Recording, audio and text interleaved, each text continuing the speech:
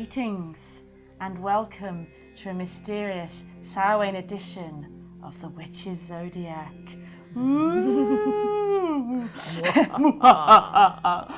I get very excited by dripping candle wax everywhere, and also by this time of year, not this time of year, we're recreating it in a magical sense. But I do love it. I am the first in the shops to get all the gear for Samhain, to get all the, I just absolutely, it's an exciting time of the year. Often, obviously, it's Halloween in the normal calendar. But before I go into that, let's say hello. Sorry. Yeah. Hello. Hi. I was so excited by Samhain. I didn't even bother saying hello or introducing who we are. My name's Laura. I'm one of the duo of witchy astro extraordinaires. This is Zoe. Hello. The astro in extraordinaire. How are you doing? I'm doing really well, thank Looking you. gorgeous and Yes, glamorous. I've got my purple ostrich on for As you do. Halloween. Yeah. Okay. As you do. Any excuse, really. Any excuse to get a little bit witched up. Now, I always think that Halloween's a typical witches' festival, isn't it, really? Samhain is what everyone imagines witches do. Samhain is one of the most important ones, isn't it? Very one of the much most so. important festivals, and it's always been. Share some astro knowledge while I just dangle some candles around. Well, obviously, on the Wiccan side, it would be the beginning of the year. Yeah. Because we're born into the darkness, we're conceived into the darkness before we come out into the light. So it's the Hindus, and I think there's some Muslim activity, and there's a Japanese festival, but there's a bunch of people that all recognise this as the new year. So we've got that kind of November the 31st, and then October the 31st and November the 1st, All Souls Day, and it's all to do with souls and the departed and everything. Astrologically, we're slap bang in the middle of Scorpio. So if you think Scorpio, think Samhain. It's simple as that. And the Scorpion likes to go down into the dark places. Oh, he does. It's got bravery and courage to go in between the rocks, into the dark places, into the subconscious, figure out what's going on, face the shadow side, and then bring things back to light.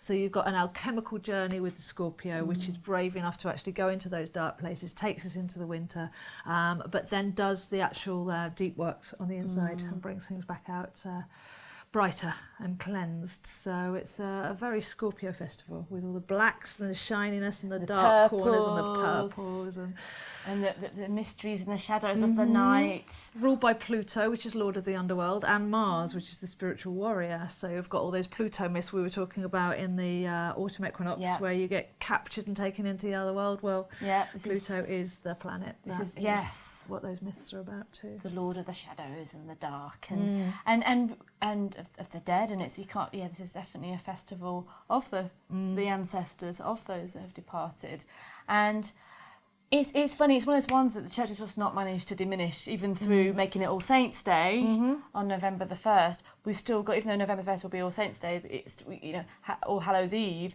is still the time when you can't escape that Lord of Misrule. The mischief, the ghosts, the madness is still going to happen. So even though they try to change it, you can't. I think this festival is so strong, and the energy at this time is so strong. You may be able to put it in shops and sell it to people, but you're not taking away the magic of the time. Well, the church just over there is St Martin's, and they've done quite a good job of taking a ritual, because it's the meat harvest that we're talking about with Halloween. That's where the death aspect comes from. So they killed the cattle that couldn't be afforded to be kept alive over the winter, needed the meat, salted the meat, put it under the ground to freeze, built fires on the ground to get the carrion crows to not pick up the meat. So bonfire nights brought in there as well with those fires. But the church over the road is St Martin's, and I went in there the other day, and St Martin's festival is on the 8th of November, and they used to roast a live ox, and it's to do with meat and burning and that. So they've kind of brought it in that way and had an ox roast on St Martin's Day. There you go. And of course the 8th of November is the death ritual of the Remember. Oh no, it's the 11th, isn't it? But around that time when poppies don't grow, there's that big kind of war and blood sacrifice remembrance ceremony that we get. Gunpowder plot then, and the bonfire night, and the fires. Bonfires are a very big way of celebrating Samhain too.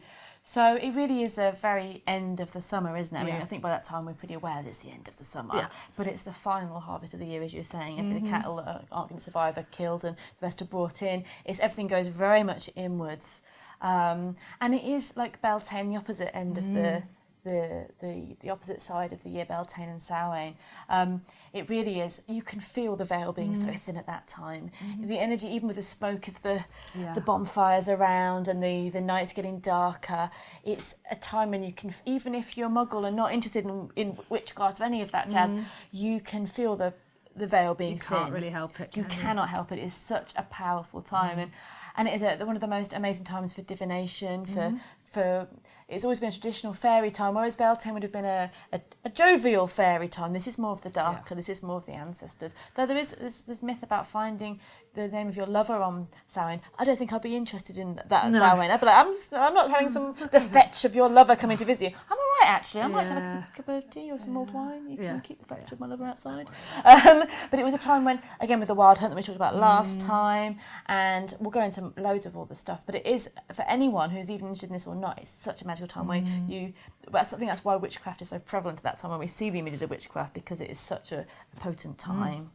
And we were talking about the gateway between Taurus and Gemini being the Silver Gateway, where souls come in down the Milky Way for the Beltane video. And now what we're looking at is the Golden Gateway, where souls leave up the Milky Way. So the souls departing leave up the Milky Way directly to the galactic centre. And it was seen as swan myths or goose myths. And right at the galactic centre is Cygnus, the swan. So they knew these constellations, they knew their importance. And it's that kind of dying soul leaving. And that's where it gets all of that kind of references from across the world, even with the Day of the Dead, which is a lot more jolly and a better way to celebrate the life of your past ones, not the mournfulness of it. And the scariness. I think our culture is so afraid of death. We make it ghost stories, fear and scariness, and telling people to be afraid and tricksing and treating. But when you go to a place like Mexico, how things would have been here at one time, it would have been offering food to the ancestors. Exactly. It would have been celebrating, and still in covens, every time it's Samhain, we all look and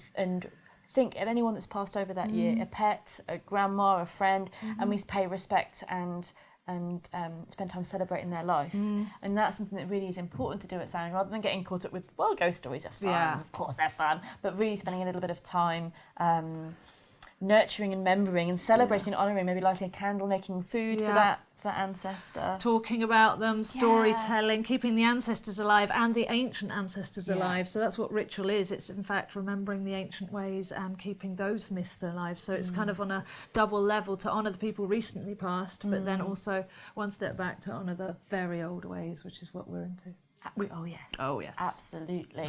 And sort of the Wild Hunt and the seeing of the fairies, and it was a time when you could have been captured and taken, a little bit like the myths of being captured and taken to the underworld, where if you was foolish enough to be wandering around where the Wild Hunt were or where the fairies would be, because fairies aren't always bright and light. There's all shades of lights and dark, and there's all considerations or lack of considerations for you being human. If you want to go and play with them, that's fine, but you may not survive the experience because they don't know what people, they don't need food or sleep, or you could end up caught up in a fairy ring and never be seen again. You may get following the ghost of someone that you've known before and then never be seen again. So it was a time people were seen to be the time is so liminal between the worlds, and you could slip into either of the worlds quite easily. There's probably a few crossroad myths as well, isn't there? Because that's a liminal space between the worlds where soul can get carried away. Yeah, definitely. So a good time to divine, isn't it?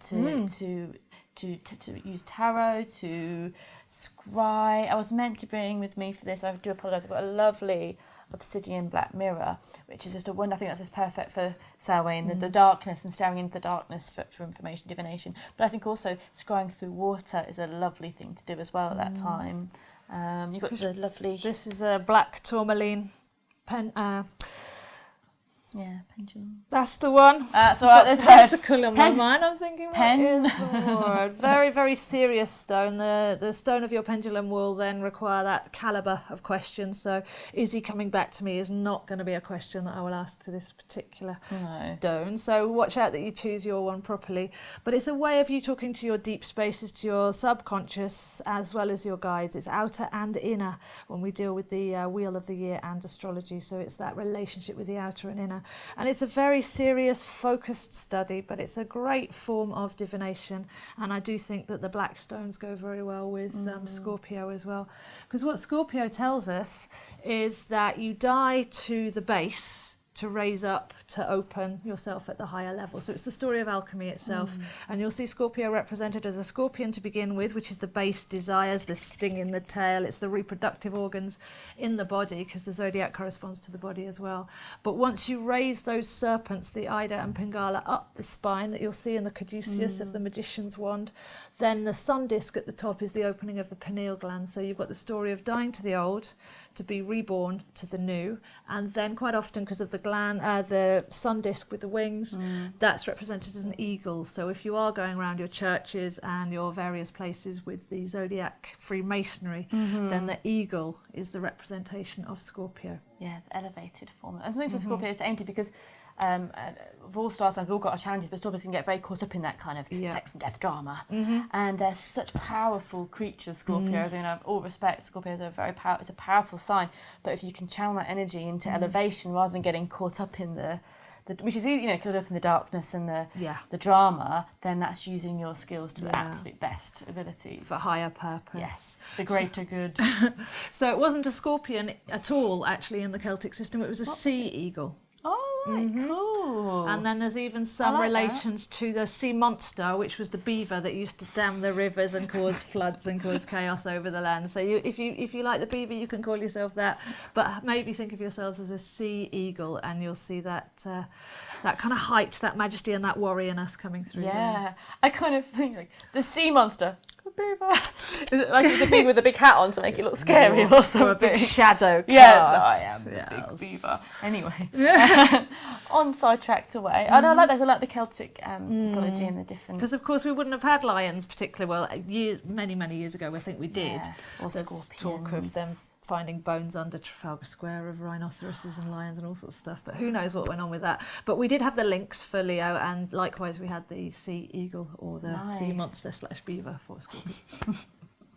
Oh, so cool. And I liked as well that the name Samhain means, well, I was reading it a couple of debates, so summer's end or summer's beginning, because the tradition was that as the summer ended in this world, in the other world, summer would begin and there'd be feasting in the other world. So the light and the dark, that as our summer ends and goes into winter, the ancestors would be feasting in the other world, which is why we leave out food for the ancestors that time and cook for them.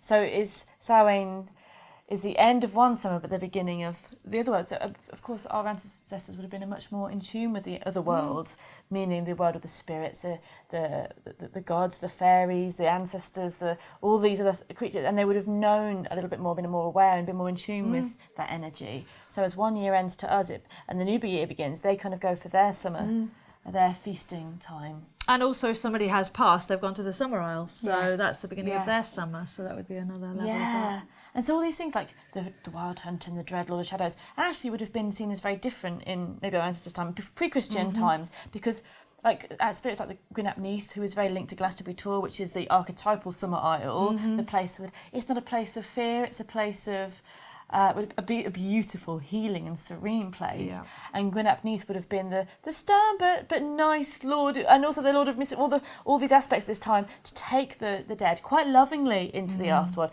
But of course, and he had, and like Orion and the hounds, they were just the gods that would take the dead at that time, and it would have been celebrated. But of course, since things were changed and that sort of way of life has been not so fondly looked upon, they become the hellhounds and the horned god being like the devil, which was really completely literally demonizing these gods who would have been really thought of as gods of fertility, gods of the land, gods of life and gods of death. You're looking at that quite mysteriously. Yes, this is, just get one of these. I think it's about $6.99 from Stanford's on Long Acre, which is a travel bookshop. But yeah, you'll even see next to Scorpio is the Eagle constellation. So this is just how closely it ties in. So each of your constellations, if you get one of these, if you find your own sign, have a look around, because for mine I'm Aquarius, and there's a fox and a swan, which of course we've talked about with we're yet to talk about. Maybe in Doctor Who land we've already talked about But have a look at your sign and have a look what's around it, because it's too limiting to look at just the zodiac, and you'll see some of these myths and legends and some of these heroes that you're talking about placed into the stars. And there was like the Glastonbury zodiac, just looking at how our ancestors would see the stars and the land, but reflected in the land, and how they would see the constellations, and how so in tune they were. They didn't have telly or anything. At night time, they would have been observing, so in tune with what was going on with the stars, and that's why they felt the cycles of the land so poignantly. Exactly. So we've got Orpheus, which is the serpent handler, the serpent being the Milky Way again. So we've got lots of snake references. That's the snake that probably takes you from being a scorpion to an eagle. And then Orion is the giant chalkmen, the Cern Abbas giant, and various other things on the land. Pegasus is the white horse. Yeah. So we've got this kind of as above, so below, just even etched and landscaped into our country. So there's just so many ways to get in touch with this old wisdom. Definitely. And at this time at Samhain, we see the goddess as, well, I say we. I mean, I love that fact that people have different ideas. Yeah. It's traditionally shown to see the goddess as the crone, as and I think that's nice, because I think the older lady has lost a lot of the respect in our culture, when in our ancestors they'd been so revered. The wise woman, how much knowledge have you absorbed in your life? And what you've absorbed is so important, and so much wisdom and experience, and one foot in the other world. So the Cailleach, the divine hag, the crone, would have been the goddess of winter, and also other goddesses like Morrigan, goddess of death and transformation, and Ceridwen with her cauldron of wisdom would have been goddesses that you would have maybe focused on at this time of the year. Also Hecate, because she's a goddess of the night, a goddess of the pathways, liminal times as well. But we're looking at the real deep and dark transformational energy with a cauldron of life and rebirth. So this is why the witches has her cauldron. Yes, we're good at cooking. Well, I make good scones. But we're also looking at taking the old and transforming it into the new. Exactly. And there's the wise woman spider. Oh, yes. The spider myths, which go very well with Scorpio, because it's those kind of creepy crawlies and the stuff that we're scared of in our subconscious. So the wise woman wove the world into being in Celtic and Native American myth.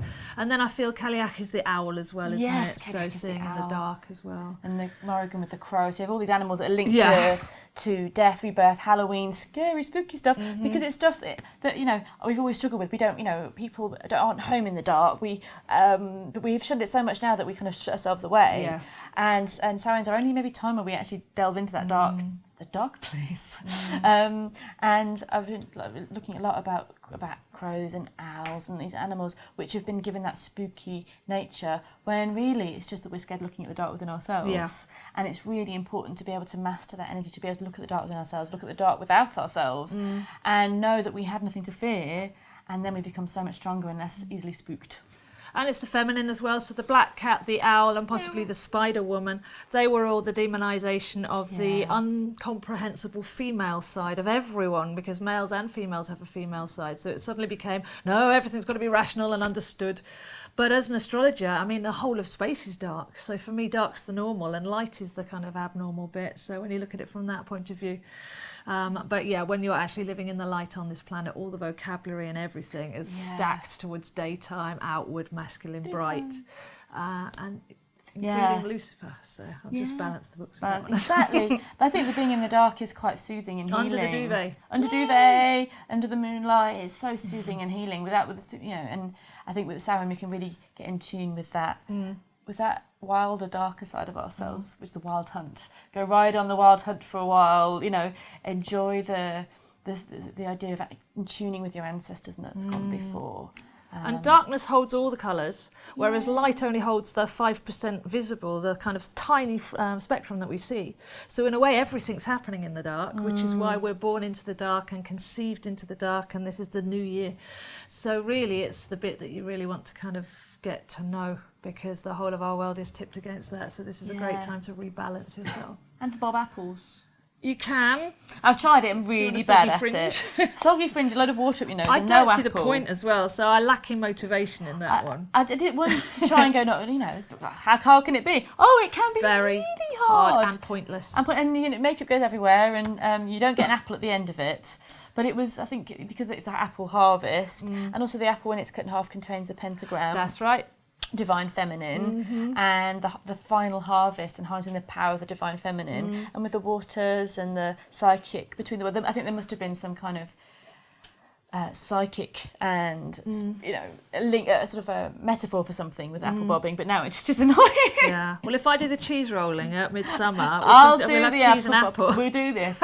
Cheese and apple together, amazing. Beautiful. What we have to go through to get this, I'm not Delegation. quite sure. And Scorpio is the 8th sign of the zodiac, so I'm just coming out with a new numerology series. But 8 is obviously very, if you imagine a lemniscate, the magical infinity symbol. So it's between the worlds, it's where light meets dark. It's just got that magical 8 alchemical, transformational aspect to it as well by being a number 8 sign. So there you go. I think we shall depart this world into the mysteries of the night. Until next time. Many thanks for watching our spooktastic edition of The Witch's Zodiac. Stay tuned for more videos. We're heading deep into the winter for our next video for the midwinter and the winter solstice. But from Zoe and I, who resides at astrozo.com for the website and Zoe Astro for the YouTube channel. and from I, who reside here in this place between the worlds on YouTube, subscribe, like and share with your ghoulish friends. And until next time, keep it spooky. Mwah.